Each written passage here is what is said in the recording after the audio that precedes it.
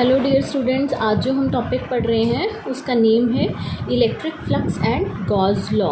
बच्चे ये article Gauss law is very very important. ये पंजाब स्कूल एजुकेशन बोर्ड के एग्ज़ाम्स के पॉइंट ऑफ व्यू से भी और कम्पिटिटिव पॉइंट ऑफ व्यू के हिसाब से भी बहुत इंपॉर्टेंट टॉपिक है। इसमें से 4 मार्क्स या 3 मार्क्स का क्वेश्चन एक्सपेक्टेड होता है। और गॉस लॉ अदरवाइज़ भी वेरी इंपॉर्टेंट है क्योंकि हम इससे कॉम्प्लेक्स सिस्टम की इलेक्ट्रिक फील्ड फाइंड आउट कर सकते हैं। ठीक है, तो इस टॉपिक को प्लीज़ ध्यान से सुनिए। इसकी 3 सीरीज़ आएंगी आपको सारे कंसेप्ट को अंडरस्टैंड करवाने के लिए। तो आज हम बिल्कुल इंट्रोडक्शन पढ़ रहे हैं। गॉस लॉ को अंडरस्टैंड करने के लिए हमें पहले इलेक्ट्रिक फ्लक्स को पढ़ना पड़ेगा। इलेक्ट्रिक फ्लक्स का मीनिंग क्या है? इलेक्ट्रिक फ्लक्स जो है वो एक लैटिन वर्ड से बना है और इसका मीनिंग है टू फ्लो। ठीक है, और इसको रिप्रेजेंट करने के लिए जो सिंबल यूज़ होता है वो है फाई और ई फॉर इलेक्ट्रोस्टैटिक। ठीक है, तो मीन्स कि फ्लक्स हमें पढ़ना पड़ेगा, उससे हमें गॉस लॉ समझ आएगा। और फ्लक्स को अंडरस्टैंड करने के लिए जो हमें फर्स्ट टर्म सीखनी पड़ेगी वो है एरिया वेक्टर। तो हम स्टार्ट कर रहे हैं आज का टॉपिक एरिया वेक्टर से। बच्चे please keep in your mind that Gauss law is very important और 4 मार्क का क्वेश्चन 4 मार्क्स का इसमें से एक्सपेक्टेड है और इसकी एप्लीकेशन से भी। ठीक है, तो करें स्टार्ट फिर एरिया वेक्टर। बच्चे अगर आप लोअर क्लासेस में 10th में 11th में थे तो आपने हमेशा सुना होगा कि area is a scalar quantity. ठीक है, जैसे वॉल्यूम स्केलर है ऐसे ही आपने सुना होगा एरिया स्केलर है। बट +2 के बच्चे जब आगे थोड़ा सा सिलेबस में बढ़ जाते हैं उनको पता चल जाता है area is not a scalar quantity, it is a vector quantity. Vector quantity कैसे है? क्योंकि कई सिचुएशन ऐसी होती हैं जहाँ पे एरिया का मैग्नीट्यूड ही सिर्फ काफ़ी नहीं है और उसकी ओरिएंटेशन देखना भी बहुत इम्पॉर्टेंट है। ठीक है, जैसे इसको हम अंडरस्टैंड करते हैं। सपोज़ कीजिए कोई वाटर का फ़्लो है, स्ट्रीमलाइन फ़्लो है और हमने इस वाटर की फ़्लो के सामने एक रिंग रख दिया। ठीक है, अब रिंग की प्लेसमेंट अगर हम बार बार चेंज करें, मींस एंगल को चेंज करें, तो वाटर फ़्लो में जो रिंग में से वाटर का फ़्लो है वो चेंज होता जाएगा। फॉर एग्ज़ाम्पल मैं आपको ये कह रही हूँ कि पानी का अमाउंट रिंग में से जो निकलना है वो चेंज होता जाएगा by changing the angle of ring. Suppose ऐसा एक रिंग है, हमने इसे पहले परपेंडिकुलर रखा, सरफेस के स्ट्रीमलाइन फ़्लो के परपेंडिकुलर रखा तो सारा अमाउंट वाटर का इसमें से निकल जाएगा। फाइन, अब हमने रिंग को होल्ड करके रखा ऐसे पैरेलल, स्ट्रीमलाइन के पैरेलल, तो क्या इसमें से वाटर निकलेगा? उसका मैग्नीट्यूड कितना होगा? अमाउंट ऑफ वाटर जो है वो कितना निकलेगा? अमाउंट उसका 0, मीन्स कोई पानी इसमें से नहीं निकलेगा। इसका मतलब क्या है कि जब रिंग को परपेंडिकुलर रखा तो मैक्सिमम वाटर निकला और जब पैरेलल रखा तो मिनिमम अमाउंट निकला। इससे हमने कंक्लूजन क्या निकाला कि area of the ring should be treated as a vector. मैं रिपीट कर रही हूँ, हमने कंक्लूजन क्या निकाला? Area of the ring should be treated as vector.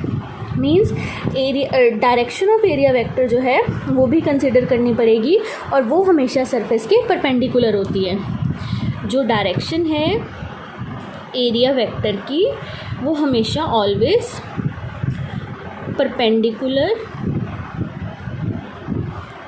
To the plane of the surface. ठीक है, इसे हम और डिटेल में पढ़ते हैं। देखो डायरेक्शन का कंसेप्ट कैसे लिखते हैं। सपोज़ कीजिए एक कोऑर्डिनेट सिस्टम है जिसमें एक हमने बॉडी रखी है ऐसे, जिसकी लेंथ है l और ब्रेड्थ है b। ये x is z, x suppose this is y। ठीक है, तो अगर मैं बोलूँ कि इस बॉडी का, रेक्टेंगुलर बॉडी का आपको एरिया फाइंड आउट करना है, आप सारे आंसर कर देंगे area is equal to length into breadth, क्योंकि लेंथ ही है ब्रेड्थ ही है। बट अगर हम एरिया को वेक्टर कह रहे हैं मीन्स यहाँ पे डायरेक्शन ऐड होएगी। मैंने आपको बताया direction is always perpendicular to the plane of the surface. Means ये जो रेक्टेंगुलर बॉडी है इसका परपेंडिकुलर ऐसे बनता है बिल्कुल इसके ऊपर, मीन्स अलॉन्ग वाई एक्सिस, और नीचे भी हो सकता है। तो परपेंडिकुलर ऊपर भी हो सकता है और नीचे भी हो सकता है। तो जब हमने एरिया की डायरेक्शन लिखनी है तो जो यूनिट वेक्टर एक्स की डायरेक्शन को बताता है उसे आई कैप लेते हैं, यहाँ पे जे, और जेड के अलॉन्ग यूनिट वेक्टर के होता है। तो एरिया को मैं लिख सकती हूँ एल क्रॉस बी, जे अपवर्ड वाला भी और माइनस जे भी। मीन्स डायरेक्शन ऊपर भी हो सकती है और नीचे भी हो सकती है, लेकिन होगी हमेशा perpendicular to the plane of the surface, अगर मैं 2 डायमेंशनल बॉडी की बात करती हूँ तो। ठीक है, बट अगर 3 डायमेंशनल बॉडीज़ हैं जिनकी 3 डायमेंशंस हैं, उनके लिए हमें एरिया की डायरेक्शन फाइंड आउट करनी हो। सपोज़ एक ऐसे क्यूब इमेजिन करते हैं, क्यूब के ये जो टॉप वाला सरफेस है इसके एरिया को हमें लिखना हो तो एरिया की डायरेक्शन अपवर्ड होगी, ओनली अपवर्ड। 2 डायमेंशनल के केसेस में अपवर्ड भी ले सकते हैं, डाउनवर्ड भी ले सकते हैं। मैंने पॉजिटिव भी बोल दी और नेगेटिव भी बोल दी। बट 3 डायमेंशनल फिगर्स जो क्लोज हैं उसमें डायरेक्शन की जो है एरिया वेक्टर की जो डायरेक्शन है वो हमेशा लेनी है upward and perpendicular to the plane of surface. Clear? तो अगर ऐसे ही एक और सरफेस को हम चूज़ करें, सपोज़ इसका सरफेस एरिया है एस और इसका हम कुछ स्मॉल पोर्शन चूज़ कर लें डी एस। ठीक है, और डी एस जो वेक्टर है उसकी डायरेक्शन भी होगी, क्योंकि मैं बता रही हूँ कि area is a vector quantity और उसकी direction perpendicular to the plane of the surface होगी। तो यहाँ से अगर मुझे इसकी डायरेक्शन लिखनी हो, मैंने एक परपेंडिकुलर ड्रॉ कर दिया, तो D S vector means area vector is equal to D S का मैग्नीट्यूड और इसकी डायरेक्शन के लिए यूनिट कैप। तो ये एक कंप्लीट नोटेशन बन गई। एरिया को रिप्रेजेंट करने के लिए मैग्नीट्यूड भी है एंड डायरेक्शन भी है, तो जो टर्म बनी उसे हम बोल रहे हैं एरिया वेक्टर।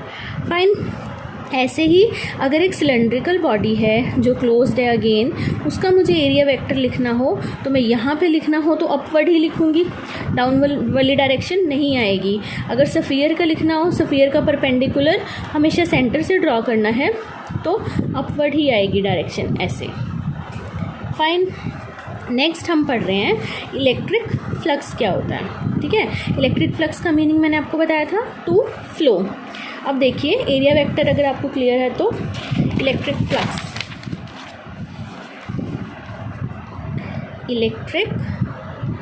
फ्लक्स सबसे पहले इलेक्ट्रिक फ्लक्स की डेफिनेशन पढ़ते हैं। फ्लक्स का मीनिंग है फ्लो करना। तो इसकी डेफिनेशन है the total number of electric lines of force या electric field lines of force perpendicular to the plane of surface. ठीक है, अब देखिए क्या है, the total number of electric lines of force which passes perpendicular to the plane of the surface is called electric flux. Means कितना number है electric lines of forces का। Electric lines of forces जो मैंने आपको पिछले lecture में पढ़ाई थी, मीन्स कि इलेक्ट्रिक फील्ड जो है वो दूसरी बॉडी पे अगर एग्जर्ट हो रही है तो उस इलेक्ट्रिक लाइन्स ऑफ फोर्सेस की टर्म्स में होती है। जैसे पॉजिटिव चार्ज है वो नेगेटिव चार्ज को अट्रैक्ट कर रहा है तो पॉजिटिव से सारी इलेक्ट्रिक फील्ड लाइन्स निकलती हैं और नेगेटिव की तरफ लगती हैं। ठीक है, तो किसी सरफेस में से कितना उनका नंबर पास हो रहा है perpendicular to the plane of the surface is called electric flux. देखिए एक तो ये इसकी डेफिनेशन है, अब इसको मैं आपको एक्सप्लेन करती हूँ। एक ये इलेक्ट्रिक फ्लक्स जो है वो स्केलर क्वांटिटी है, ये प्लीज़ माइंड में रखिए। Electric flux is a scalar quantity. ठीक है, अब देखिए सपोज़ एक सरफेस ऐसा है, इसमें से कुछ फील्ड लाइंस निकल रही हैं तो कुछ बाहर से निकल गई और कुछ फील्ड लाइंस अंदर से निकल गई सरफेस के। अब क्या किया, अगर हम इलेक्ट्रिक फील्ड को स्ट्रॉन्ग कर दें, पहले देखिए सिर्फ 2 फील्ड लाइंस इसमें से निकली थी, अगर हम फील्ड को स्ट्रॉन्ग कर दें तो क्या होगा, सरफेस मैंने फिर से ड्रॉ किया, इसमें से अब निकल रही हैं 4 फील्ड लाइंस। ठीक है। तो इसका मतलब क्या हुआ कि अगर इलेक्ट्रिक फील्ड स्ट्रॉन्गर है तो मोर फील्ड लाइंस विल पास,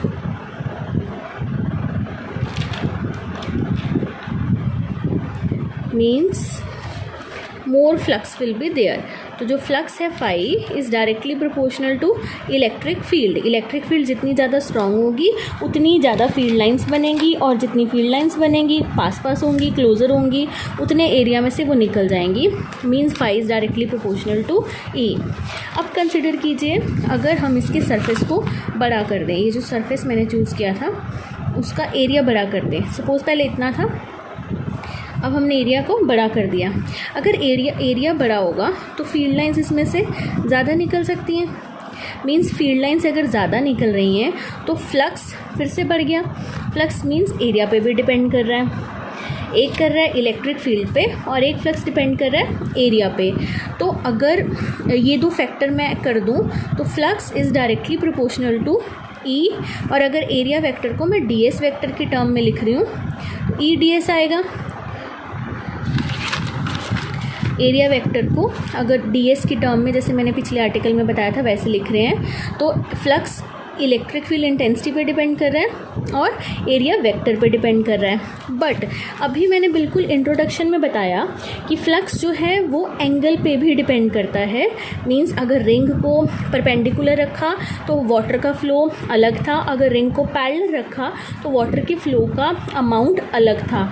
इसका मतलब ये जो फ्लक्स है ये इन दोनों फैक्टर के अलावा एंगल पे भी डिपेंड करता है। ठीक है, तो अब हम एंगल की स्टडी कर रहे हैं, एंगल पे कैसे डिपेंड करता है। ठीक है, तो उसके लिए हमने कंसिडर किया कि कोई एक सरफेस है जिसका ए सरफेस एरिया है। तो कोई एक सरफेस रैंडमली मैं चूज कर रही हूँ। ऐसे कोई एक सरफेस है,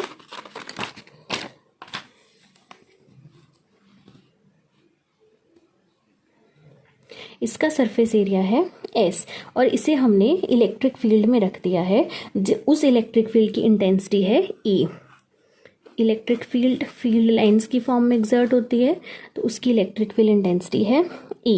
ठीक है, अब अगर मुझे इस पे इलेक्ट्रिक फ्लक्स फाइंड आउट करना हो उसके लिए हम क्या कर रहे हैं, एक सेंटर में स्मॉल एरिया चूज़ कर लिया ds area vector.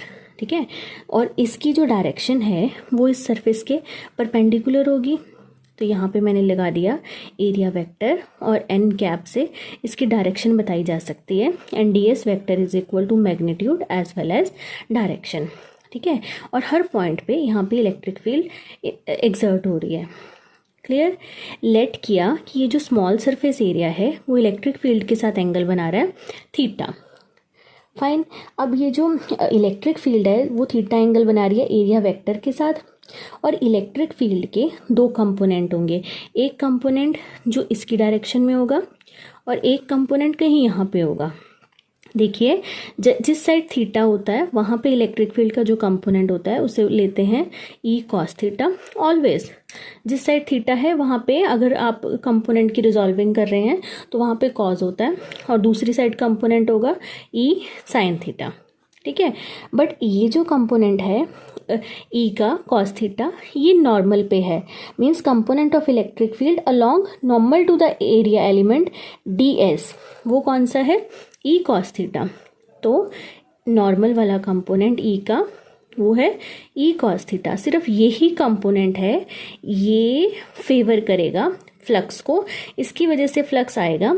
Sine theta component जो है वो फ्लक्स के लिए रिस्पॉन्सिबल नहीं है। इसको मैं एक एग्जांपल से आपको एक्सप्लेन करती हूँ।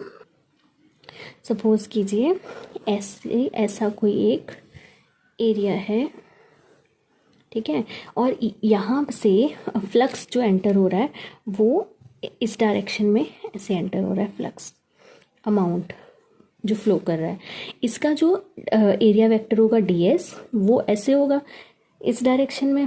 अब सपोज करो ये जो है इलेक्ट्रिक फील्ड ऐसे एक्सर्ट कर रही है, वो थीटा एंगल बना रही है। ठीक है, तो इस इलेक्ट्रिक फील्ड का एरिया वेक्टर के साथ एंगल है थीटा।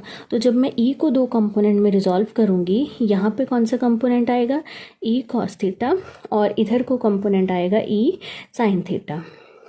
तो ये जो कंपोनेंट है ये इस सरफेस के परपेंडिकुलर है, तो इस कंपोनेंट की वजह से जो है वो इलेक्ट्रिक फील्ड का नेट आंसर होगा ई एन नॉर्मल वाला कंपोनेंट जो है वो ई कॉस थीटा। और ये कंपोनेंट कोई भी फेवर नहीं कर रहा फ्लक्स में, साइन थीटा वाला, तो ये कंपोनेंट हमने चूज़ कर लिया। अब देखिए मैंने आपको बताया था फाई का जो फॉर्मूला है वो है ये वाला, ई फाई ई पे डिपेंड करता है और डी एस पे डिपेंड करता है।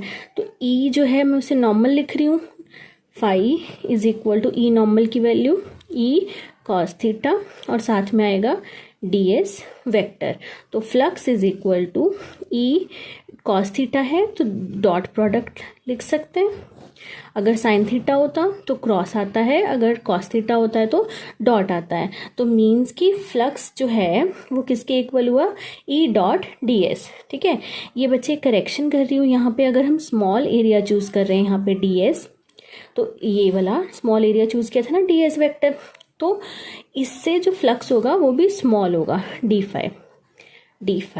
ठीक है, तो अगर अब मुझे पूरे सरफेस का निकालना हो जो डायग्राम में शो हो रहा है, तो डी फाई को मैं लिखूंगी फाई और इंटीग्रेशन हो जाएगी, this is for closed surface, integration over closed surface is equal to E dot D S for full surface area S.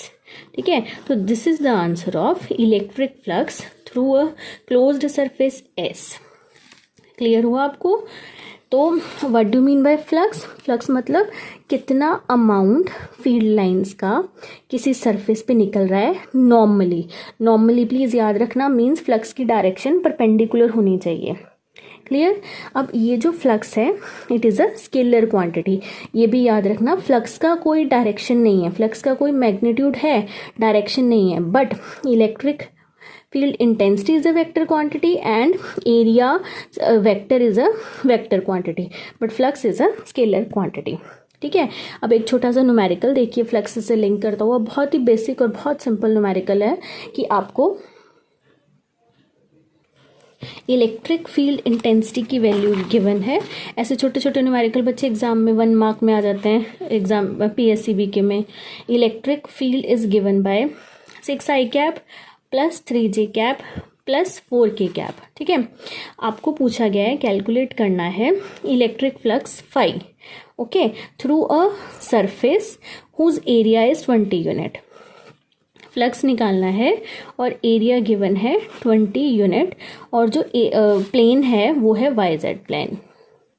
मैं स्टेटमेंट रिपीट कर रही हूँ, if the electric field is given by this value, calculate electric flux through a surface of area 20 units, surface lying in YZ plane. ठीक है, अब देखिए इसे कैसे सॉल्व करेंगे। प्लेन है YZ, तो ऐसा सरफेस बनेगा, उसकी डायरेक्शन मैंने आपको बताया था, एरिया वेक्टर की जो डायरेक्शन है वो परपेंडिकुलर टू द सरफेस होती है। तो फ्लक्स का फॉर्मूला अभी आपको डिराइव कराया, ई डॉट डी एस। ठीक है, so phi is equal to E की value 6i cap plus 3j cap plus 4k cap. अब एरिया की वैल्यू 20 यूनिट्स है और एरिया इस सरफेस के परपेंडिकुलर होगा, तो means along X axis direction आएगी उसके लिए यूनिट वेक्टर होता है आई कैप, तो यहाँ पे एरिया की वैल्यू बन गई 20 आई कैप। ठीक है, 20 इंटू 6 120, तो फ्लक्स की वैल्यू हो गई 120 यूनिट्स। क्लियर? इस तरह के न्यूमेरिकल बिल्कुल बेसिक आप प्रिपेयर कर सकते हैं। नेक्स्ट हम पढ़ेंगे गॉस लॉ, उसके बाद आपको ये कंसेप्ट काफ़ी क्लियर हो जाएगा। ठीक है, तो गॉस लॉ पढ़ते हैं नेक्स्ट लेक्चर में। Thank you.